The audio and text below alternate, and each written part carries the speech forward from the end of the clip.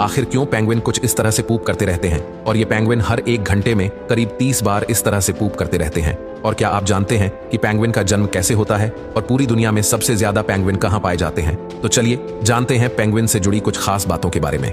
सबसे पहले हम बात करेंगे इनके जीवन चक्र की। इस प्रक्रिया में सबसे पहले नर और मादा पेंगुइन का मिलन होता है, जैसा कि आप देख सकते हैं, और इनका ये मिलन कुछ मिनटों से लेकर घंटों तक चलता रहता है। तो जैसे ही इनके मिलन की प्रक्रिया पूरी हो जाती है, उसके कुछ दिनों बाद ही मादा अंडे देने की अवस्था में आ जाती है।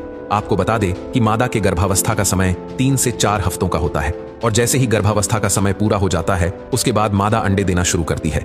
जैसा कि आप देख सकते हैं कि किस तरह से ये अंडे दे रही हैं, और जैसे ही ये अपने अंडे दे देती हैं, उसके बाद मादा अपने अंडों को नर को सौंप देती है, जिसके बाद नर पेंगुइन इन अंडों को अपने पैरों के ऊपर रखकर उसे सेने का काम शुरू करता है। और इस दौरान मादा भोजन की तलाश में निकल पड़ती है और नर अपने मादा साथी के लौटने का इंतजार करते हैं।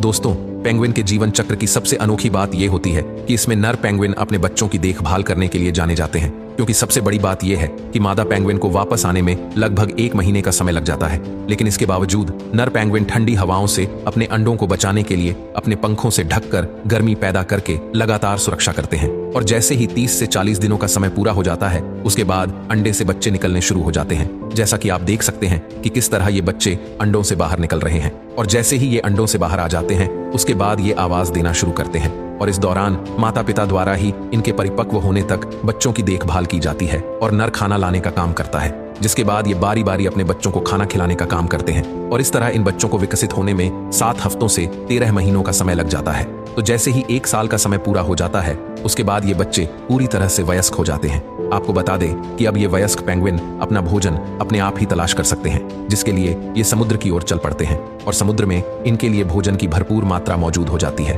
और इस तरह इनका जीवन चलता रहता है। अगर बात करें पेंगुइन की प्रजातियों की, तो पेंगुइन की कुल 45 प्रजातियां पाई जाती हैं। बता दें कि पेंगुइन अंटार्कटिका और उसके आसपास के इलाकों में पाए जाते हैं। वहां का तापमान -40 डिग्री सेल्सियस के आसपास तक होता है। मतलब आप समझ सकते हैं कि ये बर्ड्स जिस तरह के तापमान में रहते हैं, वहां शायद हम इंसान तो रह ही नहीं पाएंगे।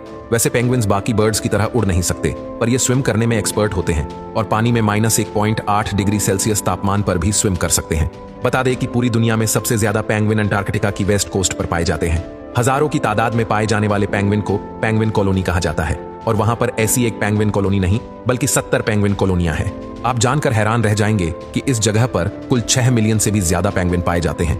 बता दें कि पेंगुइन जहां पर भी रहते हैं, वहां पर कुछ अजीब तरह के धब्बे पाए जाते हैं, लेकिन ये अजीब तरह के धब्बे पेंगुइन पूप यानी कि पेंगुइन का मल है। ऐसा माना जाता है कि पेंगुइन का डाइजेशन बेहद अजीब तरह का होता है, और ये पूप करते रहते हैं। अगर आप इनके करीब जाकर इनसे दूरी बना लेते हैं, तो तब भी ये आपके शरीर पर पूप गिरा सकते हैं, क्योंकि इनका पूप लगभग 8 किलोमीटर प्रति घंटे की स्पीड से लगभग 60 इंच दूर जाकर गिरता है। हैरान करने वाली बात तो यह है कि पेंगुइन के पूप से निकलने वाली गैस कार्बन डाइऑक्साइड से 400 गुना ज्यादा खतरनाक है, और पेंगुइन्स अंटार्कटिका में लगातार इस गैस को फैला रहे हैं। इसी वजह से ग्लोबल वार्मिंग का खतरा अंटार्कटिका पर सबसे पहले देखा जा सकता है।